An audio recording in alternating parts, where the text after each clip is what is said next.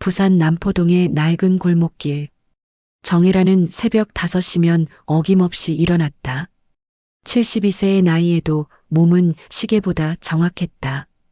찬바람이 스며드는 작은 식당 안에서 정혜라는 쌀을 씻었다. 물이 차가웠다. 손목과 무릎이 쑤셨다. 그래도 멈출 수 없었다. 식당 간판에는 애란식당이라고 적혀 있었다. 남편 철수가 써준 글씨였다. 30년 전 이야기다. 철수는 정혜란이 42살 되던 해에 세상을 떠났다. 가남이었다. 병원비며 장례비며 빚만 남겼다. 정혜란은 그때부터 혼자였다.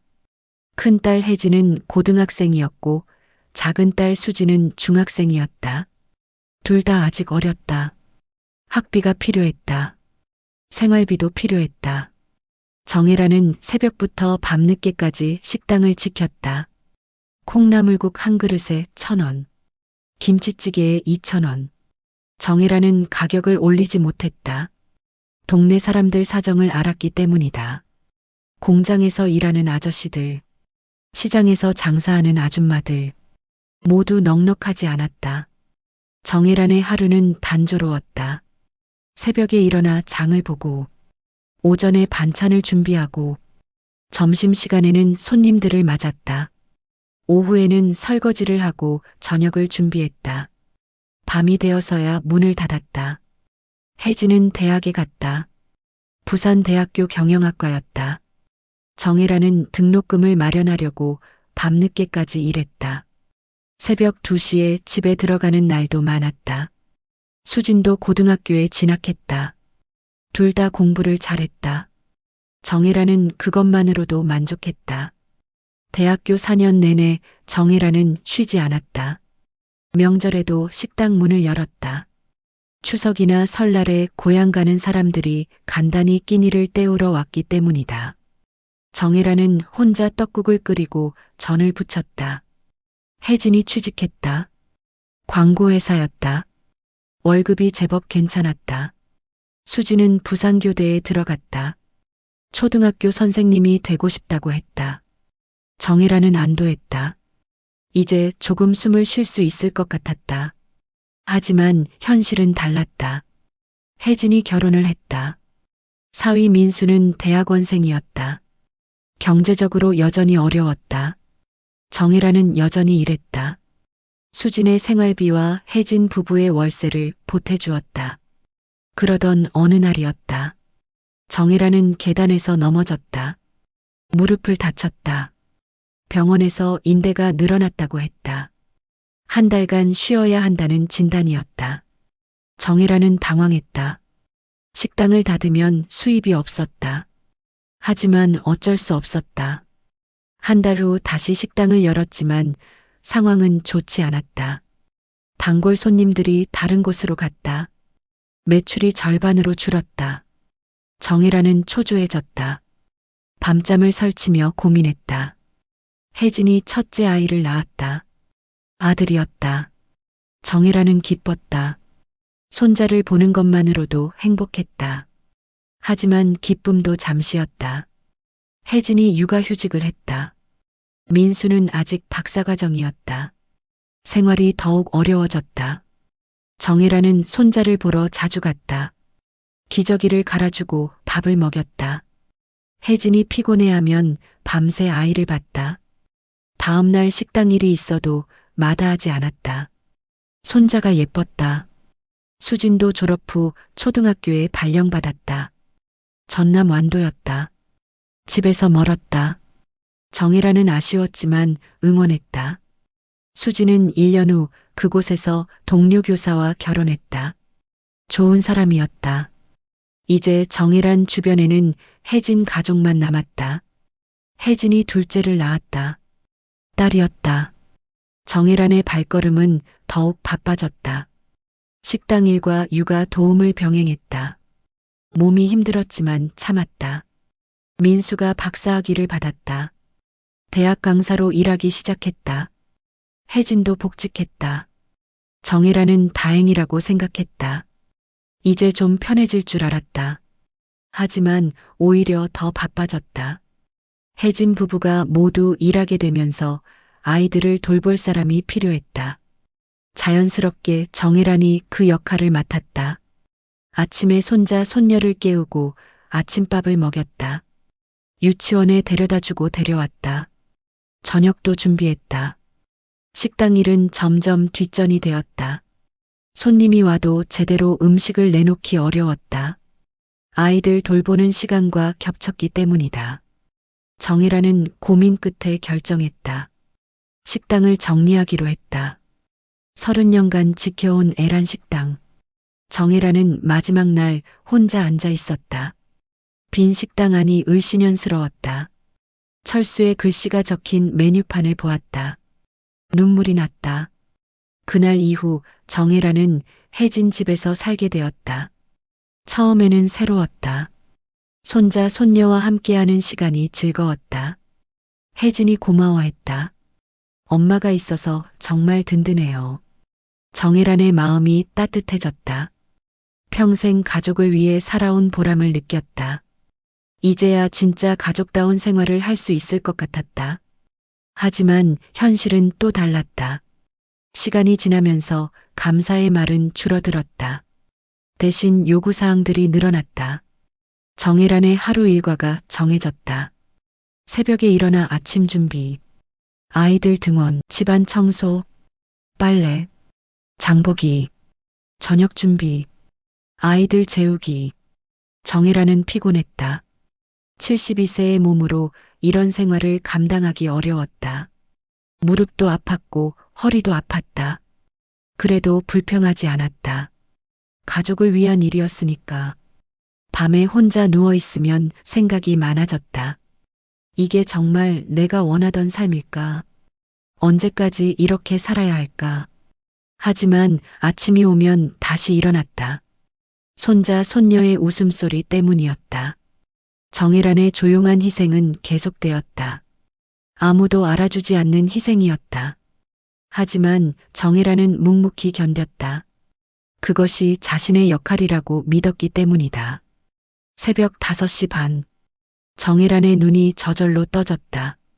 몸이 기억하고 있었다. 식당을 할 때의 습관이었다. 이제는 식당이 아니라 손자들을 위한 아침이었다. 부엌으로 가는 길에 거실을 지났다. 혜진과 민수가 소파에 앉아 노트북을 들여다보고 있었다. 밤새 일한 모양이었다. 정혜란은 발소리를 죽이며 지나갔다. 밥을 짓고 계란말이를 부쳤다. 손자 준호가 좋아하는 반찬이었다. 손녀 서연이는 김치볶음밥을 좋아했다. 정혜란은 2가지를 모두 준비했다. 몸은 피곤했지만 손자들의 기대를 저버릴 수 없었다. 7시가 되자 아이들이 일어났다. 준호는 8살이었고 서연이는 5살이었다. 둘 다 잠이 덜 깬 얼굴로 식탁에 앉았다. 할머니, 배고파요. 서연이가 말했다. 정혜란의 마음이 따뜻해졌다. 아이들의 한마디면 피로가 사라졌다. 정혜란은 밥을 떠주며 웃었다. 혜진이 부엌으로 들어왔다. 정장 차림이었다. 오늘도 중요한 미팅이 있다고 했다. 광고회사 팀장이라는 직책은 바쁘기로 유명했다. 엄마 준호 도시락 챙겨주세요. 오늘 소풍 가거든요. 혜진의 말에 정혜란은 당황했다. 미리 말해주지 않았다. 냉장고를 뒤져 급히 도시락을 싸야 했다. 김밥을 말고 과일을 준비했다. 시간이 촉박했다. 민수도 나타났다. 대학 강의가 있다며 서둘렀다. 정혜란은 민수의 아침도 챙겨야 했다. 토스트와 커피를 준비했다. 민수는 고맙다는 말도 없이 받아들었다. 아이들 유치원 버스 시간 놓치지 마세요. 혜진이 말하며 현관문을 나섰다. 정혜란은 시계를 보았다. 8시 10분이었다. 버스는 8시 반에 왔다. 서둘러 아이들을 씻기고 옷을 입혔다. 준호가 도시락을 까먹었다고 했다. 정혜란은 다시 부엌으로 달려가 도시락을 챙겼다. 서연이는 신발을 제대로 신지 못해 울고 있었다. 정혜란의 숨이 가빠졌다. 겨우 버스에 아이들을 태웠다. 정혜란은 손을 흔들며 웃었다. 하지만 속으로는 벌써 지쳐 있었다. 하루가 시작된 지 불과 3시간이었다. 집으로 돌아와 설거지를 했다. 그릇이 산더미였다. 어제 저녁 것까지 그대로 있었다. 혜진 부부는 바빠서 설거지를 할 시간이 없다고 했다. 정혜란이 다 해야 했다. 빨래를 돌렸다. 혜진이 지시한 대로 어른 옷과 아이 옷을 따로 분리했다. 세제도 다른 것을 써야 했다. 아이들 피부가 민감하다는 이유였다. 정혜란은 복잡했지만 따랐다. 청소를 시작했다. 거실부터 침실까지 구석구석 닦았다. 민수의 책상은 건드리면 안 된다고 했다. 연구 자료가 있다며 정리를 금지했다. 정혜란은 그 주변만 조심스럽게 청소했다. 점심시간이 다가왔다. 정혜란은 또 부엌에 섰다. 혜진이 점심에 집에 온다고 했다. 미팅이 일찍 끝난다며 전화했다. 정혜란은 서둘러 혜진이 좋아하는 된장찌개를 끓였다. 혜진이 들어왔다. 피곤한 표정이었다. 정혜란은 따뜻한 밥을 차려주었다. 혜진은 몇 숟가락 먹더니 짜다고 했다. 정혜란은 미안했다. 입맛에 맞지 않았나 보다. 엄마 아이들 학원 보내려고 하는데 스케줄 좀 맞춰주세요. 혜진이 말했다. 준호는 태권도와 피아노를 배우고 싶다고 했다. 서연이는 발레를 원했다. 정혜란이 데리고 다녀야 했다. 일주일에 5번이었다. 정혜란은 고개를 끄덕였다. 손자들이 원하는 것이면 뭐든 해주고 싶었다. 하지만 몸이 걱정됐다. 무릎이 아픈 날이 많았다. 병원에 가고 싶었지만 시간이 없었다. 오후에 아이들이 돌아왔다. 준호가 소풍에서 넘어져 무릎을 다쳤다. 정혜란은 깜짝 놀라 약국으로 달려갔다. 소독약과 반창고를 사서 상처를 치료해 주었다. 서연이는 감기 기운이 있었다. 코가 막히고 기침을 했다. 정혜란은 배즙을 내려주었다. 밤새 아이 곁에서 지켜봐야 할 것 같았다. 저녁 준비를 시작했다. 민수가 좋아하는 갈비찜을 만들었다. 시간이 오래 걸리는 음식이었다. 정혜란은 오후 내내 부엌에서 보냈다. 6시에 혜진이 돌아왔다. 또 야근이라며 피곤해했다. 정혜란은 얼른 저녁을 차렸다. 갈비찜과 나물 반찬들을 준비했다. 민수도 들어왔다. 대학 회의가 길었다며 지쳐 보였다. 정혜란은 두 사람을 위해 따뜻한 밥을 준비했다. 하지만 둘 다 몇 숟가락 먹고는 각자 할 일이 있다며 자리를 떴다. 정혜란은 혼자 남아 설거지를 했다. 아이들은 텔레비전을 보고 있었다. 정혜란의 저녁은 남은 반찬으로 간단히 때웠다. 갈비찜은 이미 식어 있었다. 밤이 되자 아이들을 씻겼다. 서연이가 계속 기침을 했다. 정혜란은 걱정이 됐다. 혜진에게 말했지만 감기약만 먹이라며 별로 신경 쓰지 않았다. 아이들을 재우고 나서야 정혜란은 잠시 앉을 수 있었다. 온몸이 아팠다. 특히 허리와 무릎이 심했다. 하루 종일 서서 일한 탓이었다. 거실에서는 혜진과 민수가 또 일하고 있었다. 노트북 화면을 보며 뭔가를 논의했다. 정혜란은 방해가 될까봐 조용히 방으로 들어갔다. 침대에 누워서 생각했다. 오늘 하루도 힘들었다.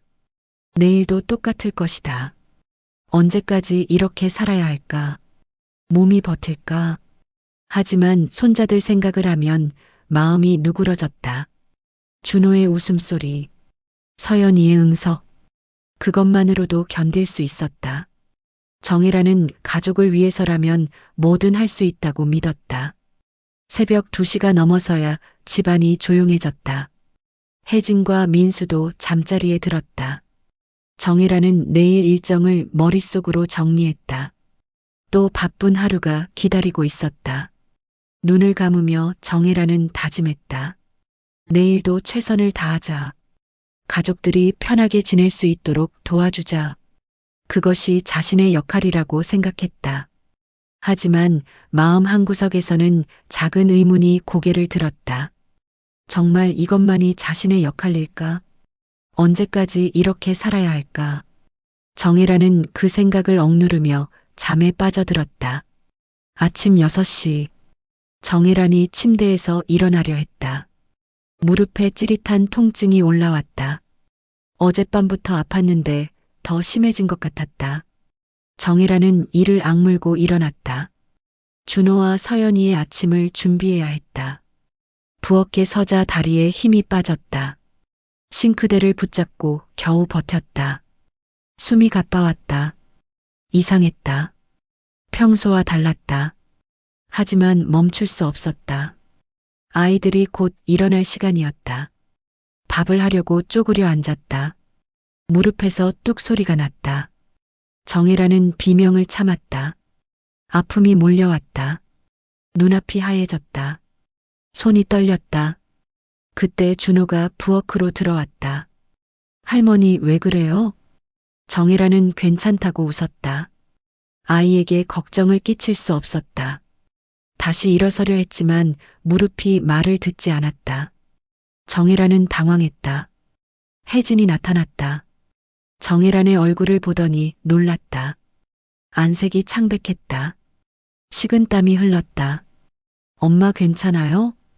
정혜란은 고개를 끄덕였다. 하지만 몸이 휘청거렸다. 혜진이 부축해 주었다. 정혜란은 부끄러웠다. 이런 모습을 보이고 싶지 않았다. 병원에 가봐야겠어요. 혜진의 말에 정혜란은 고개를 저었다. 아이들 아침은 어떻게 하냐고 물었다. 유치원 버스 시간은 어떻게 맞추냐고 걱정했다. 혜진은 한숨을 쉬었다. 결국 정혜란은 병원에 갔다. 혜진이 데려다 주었다. 하지만 회사 미팅이 있다며 금세 떠났다. 정혜란은 혼자 병원 대기실에 앉았다. 엑스레이를 찍었다. 혈액 검사도 했다. 의사가 사진을 보더니 심각한 표정을 지었다. 무릎 연골이 많이 닳았다고 했다. 관절염도 진행된 상태였다. 수술이 필요합니다. 의사의 말에 정혜라는 충격을 받았다. 수술이라니. 그럼 당분간 움직일 수 없다는 뜻이었다. 집안일은 어떻게 하나? 아이들은 누가 돌보나? 언제 수술해야 하나요? 정혜란이 물었다. 의사는 가능한 한 빨리 하는 게 좋다고 했다. 더 늦으면 회복이 어려울 수 있다고 경고했다. 정혜란의 머릿속이 복잡해졌다. 집에 돌아와 혜진에게 말했다. 혜진의 반응은 예상과 달랐다. 수술하면 언제까지 못 움직여요? 혜진이 먼저 물었다. 정혜란에 대한 걱정보다는 집안일 걱정이었다. 정혜란은 씁쓸했다. 한 달은 안정을 취해야 한다고 말했다. 그럼 그동안 집안일은 어떻게 하지요? 혜진이 한숨을 쉬었다. 민수와 상의해봐야겠다고 했다. 정혜란은 미안한 마음이 들었다. 자신이 짐이 되는 것 같았다. 저녁에 민수가 들어왔다. 혜진이 상황을 설명했다. 민수도 난감해했다. 가사 도우미를 구해야 하나 고민했다. 비용이 만만치 않을 거라고 걱정했다. 정혜라는 그들의 대화를 들으며 마음이 아팠다. 자신의 건강보다 집안일 걱정을 먼저 했다. 정혜라는 가족이 아니라 일꾼 같다는 생각이 들었다. 며칠을 고민하다가 결정했다. 수술을 받기로 했다. 더 늦으면 정말 큰일 날 것 같았다. 혜진은 어쩔 수 없다는 표정이었다. 수술 전날까지 정혜라는 일했다. 준호의 도시락을 쌌다. 서연이의 옷을 챙겼다. 일주일치 반찬을 미리 만들어 냉동실에 넣었다. 몸은 아팠지만 가족을 위해서였다. 입원 당일 아침이었다. 정혜라는 가방을 챙겼다. 혜진은 회사 일이 급하다며 병원까지만 데려다 주었다. 정혜라는 혼자 병원 침대에 누웠다. 주변 병실을 보니 가족들이 함께 있었다. 남편을 돌보는 할머니, 어머니를 간병하는 딸. 정혜란만 혼자였다. 간호사가 보호자가 어디 있냐고 물었다. 집안일 때문에 못 와요. 정혜란은 대답했다. 간호사가 안쓰러운 표정을 지었다. 정혜란은 괜찮다고 웃었다. 하지만 속으로는 서러웠다. 수술은 2시간 걸렸다. 마취에서 깨어났을 때 정혜란은 혼자였다. 다른 환자들은 가족이 와서 걱정해 주었다. 정혜란의 침대 옆은 비어 있었다. 저녁 때 혜진이 왔다. 잠깐 얼굴만 보고 갔다. 아이들 저녁을 준비해야 한다며 서둘렀다. 정혜란은 배가 고팠지만 혼자 죽을 먹었다. 밤이 되자 통증이 심해졌다. 무릎이 욱신거렸다. 잠을 잘 수 없었다. 다른 병실에서는 가족들이 밤새 간병했다. 정혜란은 간호사를 불러 진통제를 맞았다. 다음 날 아침 혜진이 전화했다. 엄마 언제 퇴원해요? 집안일이 너무 밀려서요. 정혜란은 할 말을 잃었다. 수술한 지 하루밖에 안 됐는데 벌써 퇴원 얘기를 했다. 의사는 일주일은 입원해야 한다고 했었다. 아직 걷기도 힘들어요. 정혜란이 말했다. 혜진은 한숨을 쉬었다. 그럼 언제 집안일을 할 수 있냐고 물었다. 정혜란은 답답했다. 사흘째 되던 날이었다. 민수가 면회를 왔다. 정혜란은 반가웠다. 하지만 민수의 말은 충격적이었다. 어머니 빨리 나오셔야 할 것 같아요. 혜진이 너무 힘들어해요. 정혜란은 어이가 없었다. 자신이 아파서 입원한 건데 오히려 미안해해야 하는 상황이었다. 민수는 집안이 엉망이라며 걱정을 쏟아냈다. 그날 밤 정혜란은 많은 생각을 했다. 평생 가족을 위해 살았다. 남편이 죽은 후부터 지금까지 자신을 위한 시간은 없었다. 아플 때도 참았다. 피곤해도 견뎠다. 하지만 정작 자신이 도움이 필요할 때는 어떨까? 아무도 곁에 있어주지 않았다. 건강을 걱정해주기보다는 집안일을 걱정했다. 정혜란은 씁쓸했다. 간호사가 혜진을 돌았다. 정혜란의 상태를 확인했다. 회복이 더딘 편이라고 했다. 스트레스 때문일 거라고 추측했다. 가족들이 많이 걱정하시나 봐요. 간호사가 말했다. 정혜란은 쓴웃음을 지었다. 걱정은 하지만 다른 종류의 걱정이었다. 자신의 건강이 아니라 집안일에 대한 걱정이었다. 퇴원을 하루 앞둔 밤이었다. 정혜란은 창밖을 바라봤다. 별이 보였다. 오랜만에 보는 별이었다. 집에서는 늘 바빠서 하늘을 볼 시간이 없었다. 문득 생각이 들었다. 이제는 나를 위해 살아야겠다. 가족도 소중하지만 나도 소중하다.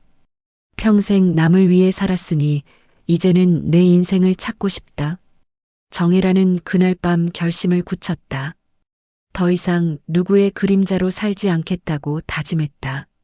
자신의 삶을 되찾아야 할 때가 왔다고 생각했다.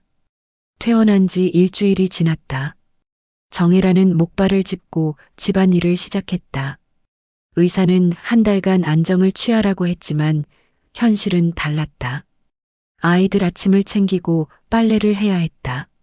무릎이 아팠지만 참았다. 혜진은 다시 예전처럼 바빠졌다. 회사 일이 밀렸다며 늦게 들어왔다. 민수도 마찬가지였다. 대학 강의와 연구로 집에 없는 시간이 많았다. 정혜란은 다시 혼자가 되었다. 어느 날 밤이었다. 정혜란은 화장실에 가려다 거실을 지나쳤다. 혜진과 민수가 소파에 앉아 대화하고 있었다. 정혜란은 무의식 중에 발걸음을 멈췄다. 솔직히 엄마 때문에 답답해 죽겠어. 혜진의 목소리였다. 정혜란은 깜짝 놀랐다. 벽 뒤에 숨어들었다. 가슴이 두근거렸다. 맞아. 우리끼리 시간도 없고 자유도 없어. 민수가 대답했다. 정혜란의 가슴이 내려앉았다. 충격이었다. 평생 가족을 위해 희생했는데 이런 소리를 듣다니. 아이들 돌봐달라, 집안일 해달라 계속 요구만 하고 있었나. 정혜라는 자문했다. 아니었다.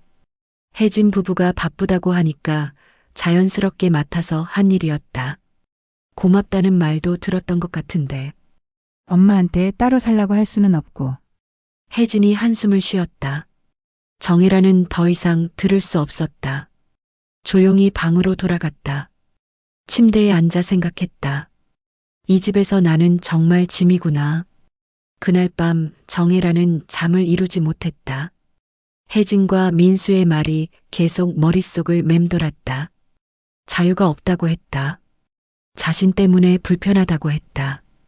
가슴이 답답했다. 다음 날 아침 정혜라는 평소처럼 아침을 준비했다. 하지만 마음이 무거웠다.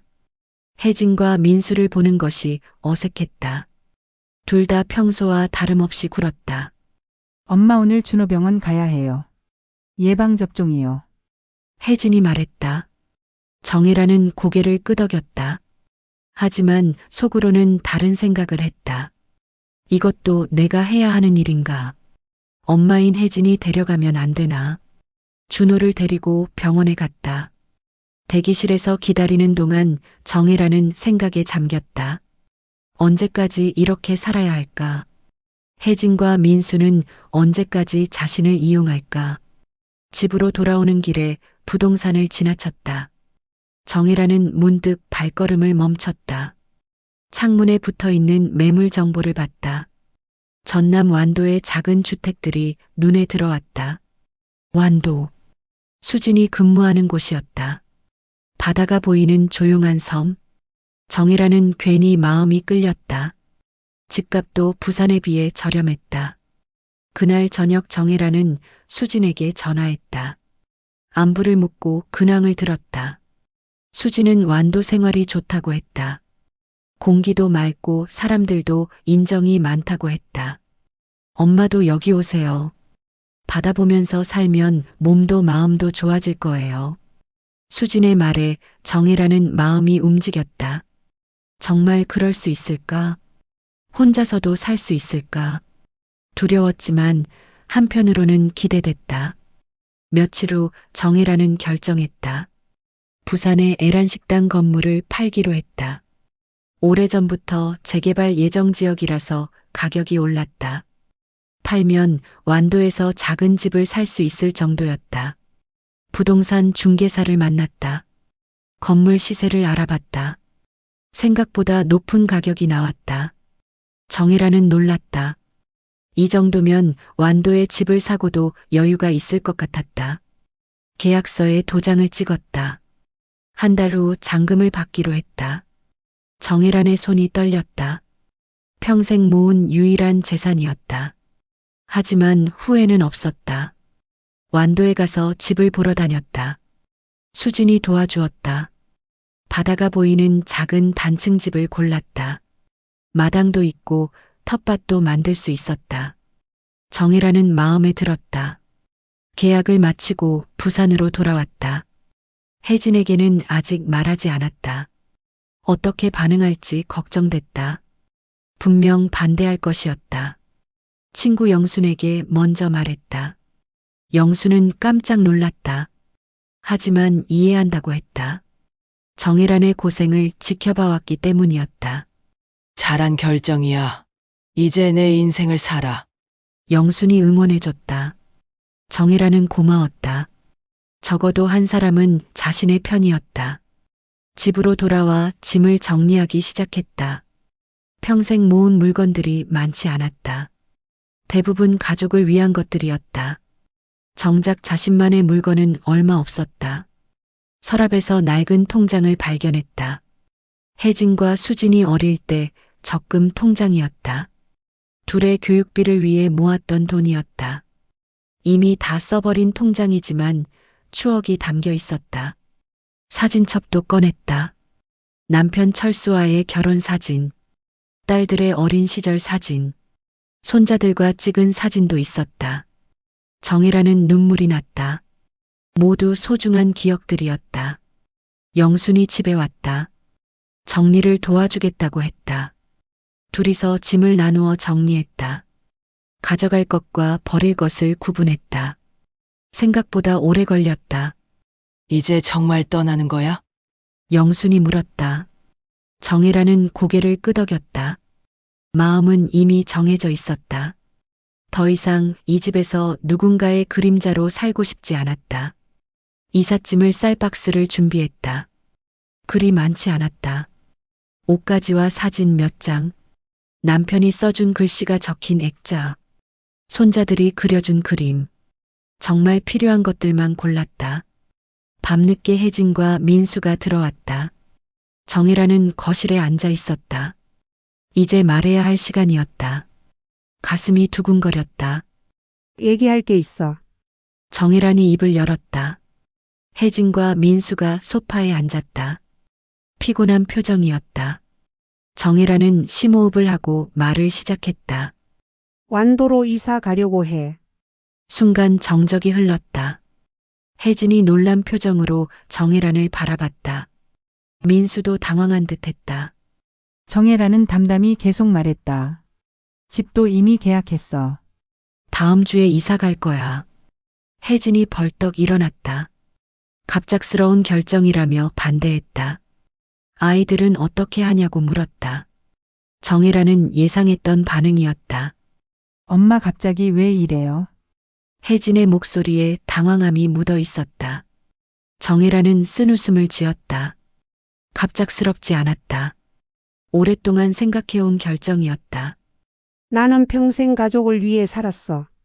이제 남은 시간은 나 자신을 위해 살고 싶어. 정혜란의 목소리는 확고했다. 더 이상 설득당하지 않겠다는 의지가 담겨 있었다. 완도행 버스에서 정혜란은 창밖을 바라봤다. 부산을 떠나는 길이었다. 마음이 복잡했다. 후회되기도 했고 설레기도 했다. 평생 살던 곳을 떠나는 것은 쉽지 않았다. 혜진은 끝까지 반대했다. 아이들이 할머니를 그리워할 거라고 했다. 정혜란도 마음이 아팠다. 하지만 돌아설 수 없었다. 이미 결정한 일이었다. 버스가 바다를 건넜다. 다리 아래로 푸른 바다가 펼쳐졌다. 정혜란은 처음으로 마음이 편해졌다.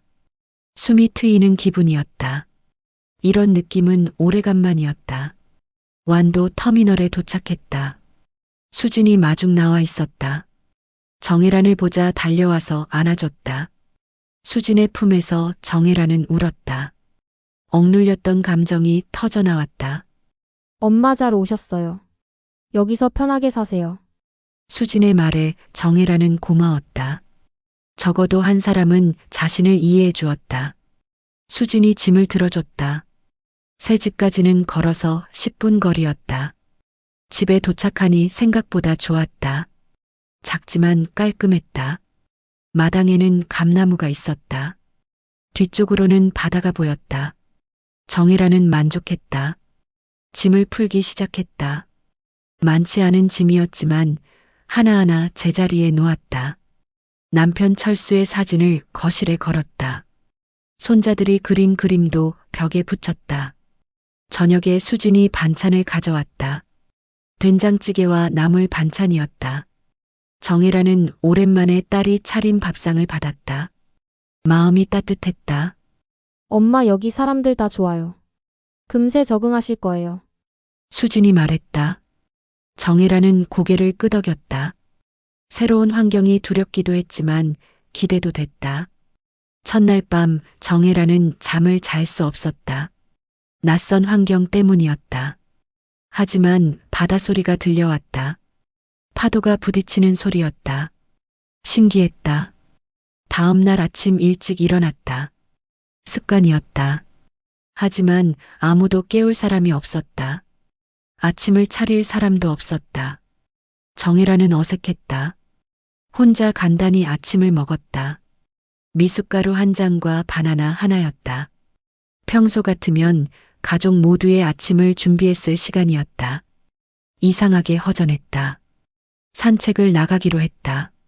마을을 둘러보고 싶었다. 집 앞 골목길을 따라 걸었다. 아직 이른 시간이었지만 사람들이 보였다.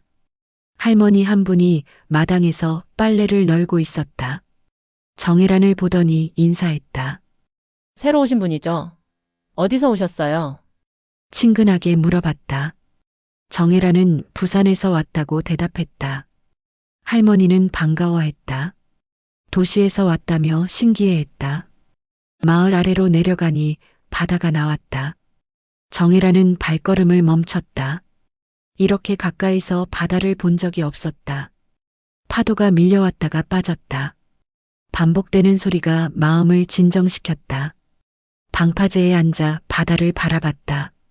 멀리 어선들이 보였다. 갈매기가 날아다녔다.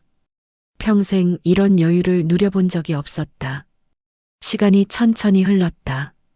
돌아오는 길에 시장을 들렀다. 작은 시장이었다. 상인들이 반갑게 인사했다.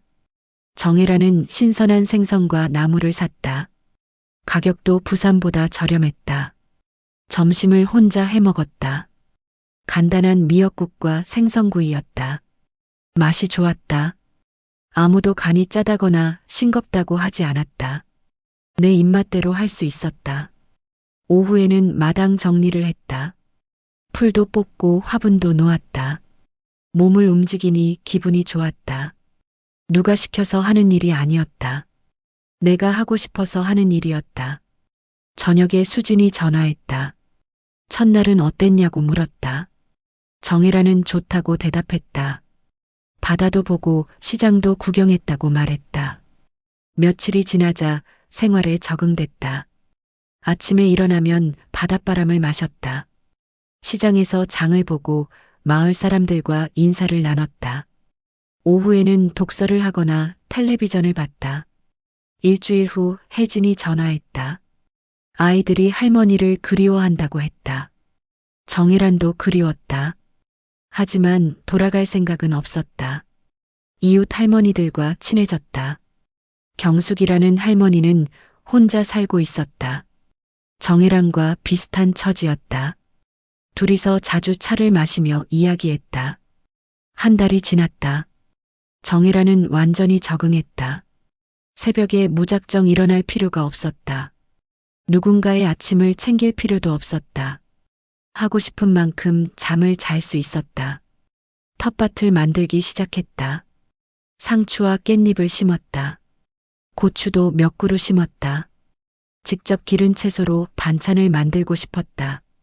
흙을 만지니 마음이 편해졌다. 어느 날 혜진이 아이들과 함께 찾아왔다. 정혜란은 깜짝 놀랐다. 준호와 서연이가 달려와서 안겼다. 정혜란은 반가워서 울었다. 하지만 혜진의 표정은 어두웠다. 정혜란에게 다시 부산으로 돌아오라고 했다. 아이들 돌볼 사람이 없어서 힘들다고 했다. 엄마 미안해요.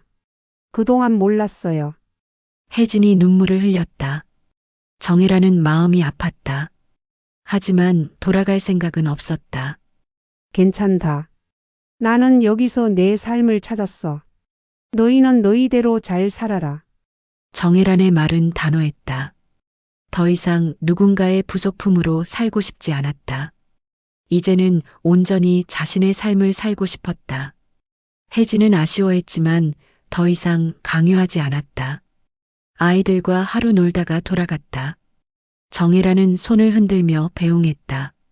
그날 저녁 정혜란은 바다를 바라보며 생각했다. 이제야 진짜 내 인생이 시작됐다. 72년 동안 남을 위해 살았다. 이제 남은 시간은 나를 위해 살겠다. 바람이 불어왔다. 짠내가 났다. 정혜란은 깊이 숨을 들이마셨다. 자유로웠다. 이런 기분은 처음이었다. 저녁을 준비했다. 내가 좋아하는 음식들로만 차렸다. 아무도 불평하지 않았다. 내 입맛에 맞추면 됐다. 이렇게 간단한 행복이 있을 줄 몰랐다. 밤에 경숙과 마을 산책을 했다. 별이 많이 보였다. 부산에서는 볼 수 없던 별들이었다. 정혜란은 감탄했다. 여기 와서 정말 잘했어요. 경숙이 말했다. 정혜란도 그렇게 생각했다. 늦었지만 자신만의 삶을 시작할 수 있었다. 더 이상 누군가의 엄마나 할머니가 아니었다. 그냥 정혜란이었다. 집에 들어와 거울을 봤다. 한 달 사이에 얼굴이 밝아진 것 같았다. 주름은 그대로였지만 표정이 달랐다. 생기가 돌았다. 침대에 누워 내일 계획을 세웠다. 텃밭에 물을 주고 시장에 가서 생선을 사올 예정이었다. 오후에는 수진과 차를 마시기로 했다. 모두 내가 원해서 하는 일들이었다. 정혜라는 만족스러웠다. 이제야 진짜 살고 있다는 기분이었다. 평생 희생만 하며 살았는데 이제는 자신을 위해 살 수 있었다. 늦은 나이였지만 새로운 시작이었다. 정혜라는 이제서야 비로소 자기 삶을 살기 시작했습니다. 늦었지만 가장 빛나는 새로운 시작이었습니다. 우리 모두에게도 언젠가 나만의 삶을 선택할 용기가 필요하지 않을까요? 오늘 이야기 끝까지 함께 해주셔서 감사합니다. 이 영상이 마음에 와닿으셨다면 구독과 좋아요, 알림 설정으로 응원 부탁드립니다. 앞으로도 더 깊은 이야기로 찾아뵙겠습니다.